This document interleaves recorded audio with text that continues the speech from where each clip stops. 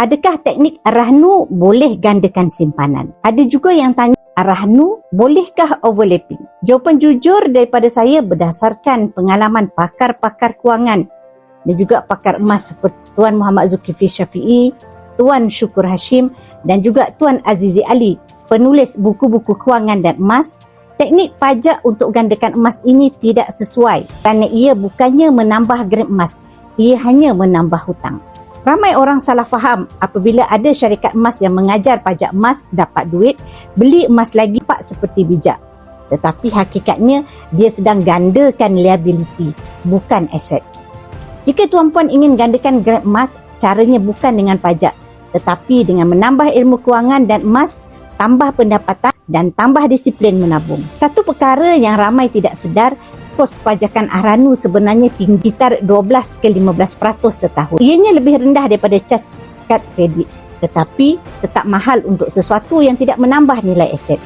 Jika teknik tersebut betul-betul boleh jadikan semua orang kaya, pakar-pakar kewangan sudah pasti ajarkan teknik ini sejak dulu lagi. Realitinya, ramai yang tersilap langkah. Teknik pajak gadai ini kerap dimanipulasi oleh peniaga emas kerana jualan emas mereka akan meningkat. Tapi, pembeli pula menanggung hutang yang makin besar. Sebagai contoh, jika tuan-puan ada 1 kilo emas dalam Rahnu, sebenarnya yang benar-benar milik tuan-puan mungkin tidak sampai 300 gram. Baki 700 gram itu masih menjadi hutang dengan Rahnu. Jika untung, untungnya secupak.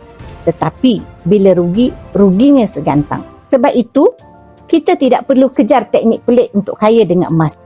Buat cara yang paling mudah, beli, simpan dan konsisten. Tuan-puan boleh gunakan account Gap Public Gold untuk menyimpan. Jika ingin lebih disiplin, aktifkan auto debit supaya simpanan dapat membantu tuan-puan menabung tanpa gagal. Dalam dunia emas, yang menang bukan siapa yang cepat, tapi siapa yang konsisten. Dan kekayaan sebenar datang bila kita bebas daripada hutang, bukan menambah hutang. Semoga perkongsian saya bermanfaat. Jika tuan-puan ingin mulakan simpanan emas, boleh rujuk pin video saya di profil. 5 langkah daftar akaun Public Gold. Saya akan bantu tuan-puan dalam cara dan langkah-langkah simpanan emas yang terbaik untuk tuan-puan.